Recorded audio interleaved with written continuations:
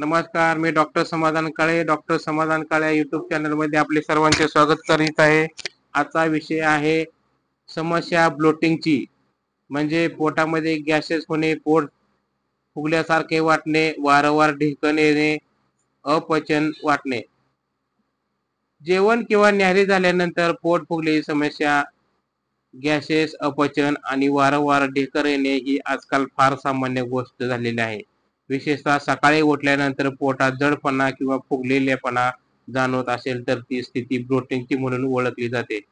ही समस्या थेट आहारशैलीशी व जीवनशैलीशी संबंधित आहे. रात्रीचे जेवण झाल्यानंतर लगेच झोपी जाणे, उशिरा अन्न खाणे, पुरेशा प्रमाणात पाणी न पिणे, जेवणानंतर हालचाल न करणं, आहारात साखर व मीठ याचे प्रमाण अधिक असणाऱ्या अन्नपदार्थाचा समावेश असणे, पचायला जड असणारे पदार्थ यासारखे काही कारणामुळे ब्लोटिंगची समस्या उद्भवते. कोणत्याही व्याधीमध्ये किंवा आजारामध्ये तो जळण्याची कारणे ज्ञात असतील तर प्रतिबंधही सोपा होतो आणि व्याधी जळल्यानंतर उपचारही. ब्लोटिंगचा विचार करता ही समस्या टाळण्यासाठी जीवनशैलीतील काही बदल गरजेचे आहेत. त्यानुसार रात्री झोपण्याच्या 2 ते 3 तास आधी जेवण करणे आवश्यक आहे. तसेच न चुकता जेवणानंतर संथ गतीने 15 मिनिटे चालणे गरजेचे आहे. दिवसभरामध्ये भरपूर पाणी पिणे, किमान 8 ते 10 ग्लास पाणी पोटात जाईल याकडे लक्ष द्या. फास्ट फूड, पॅक्ड फूड, साखर आणि पचायला जड पदार्थाचा अन्नपदार्थापासून दूर राहावे. जेवताना बिलकुल घाई करू नका.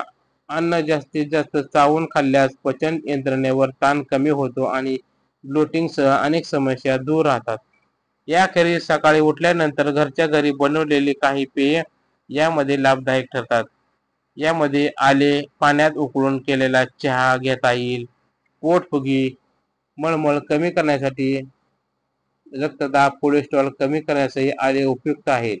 1 कप पाणी उकळून त्यात अर्धा चमचा किसलेला आलं टाका. 5 मिनिटे उकळा, काढा आणि गरम गरम चहा प्या.